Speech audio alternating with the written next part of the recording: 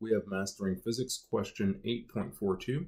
It reads, you've taken your neighbor's young child to the carnival to ride the rides. She wants to ride the rocket. 8 rocket-shaped cars hang by chains from the outside edge of a large steel disc.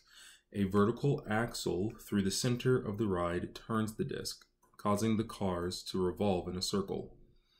You've just finished physics, so you decide to figure out the speed of the cars while you wait. You estimate that the disc is 6 meters in diameter and the chains are 6 meters long. The ride takes 10 seconds to reach full speed. The cars swing out until the chains are 30 degrees from vertical.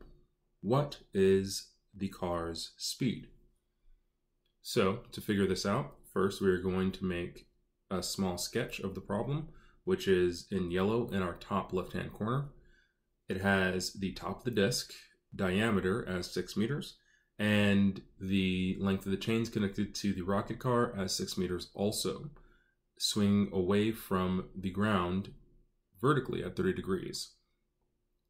Next, we have our forces diagram, and that's going to list the tension of the car, the tension of the chains on the car, and the force of the earth pulling on the car downward, which is going to be G.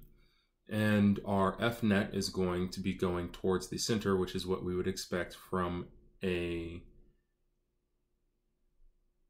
circular motion equation or problem. So, first, we're going to need our bottom left. In red, we have all of our needed equations listed out, which is going to be centripetal acceleration is equal to the velocity squared over the radius of the system. Our derivation, which is going to be the velocity of the car equals the square root of the radius times the centripetal acceleration of the system. And then we are going to have one more equation that we're going to need, which is the centripetal force. The centripetal acceleration is going to equal the force of gravity times the tangent line for the circle in which we are traveling in which the rocket car is traveling in. So, first things first, let's get our radius. So here in blue, just under our diagrams, we have R, the radius of the system, is equal to R1, which is the diameter of the disk, over 2, plus R2, which is going to be the length between the rocket car and the end of the disk at 30 degrees. So we are going to get R2 is equal to the segment length, which is 6, times sine theta, which is 30, which is going to equal 3 meters. We're going to add that to R1, which is the disk diameter, over 2, which equals 6 over 2, which equals 3 meters. Those two together are going to equal 6 meters, and that is R. Next, we are going to move over to the top right-hand corner here in purple. That is going to be our centripetal acceleration.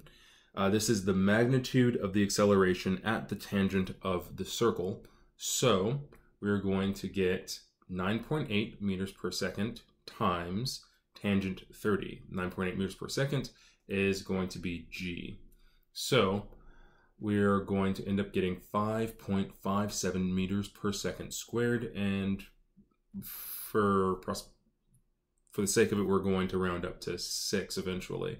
We're going to go ahead and just plug both of those into our derived equation, which is velocity of the car is equal to the square root of the radius of the system times the acceleration of the circle of the system at the tangent line. So that is going to be the square root of 6 times 5.57, and that's going to equal approximately 6 meters per second for our Mastering Physics equation, because we're going to just go ahead and round that up to the nearest significant figure.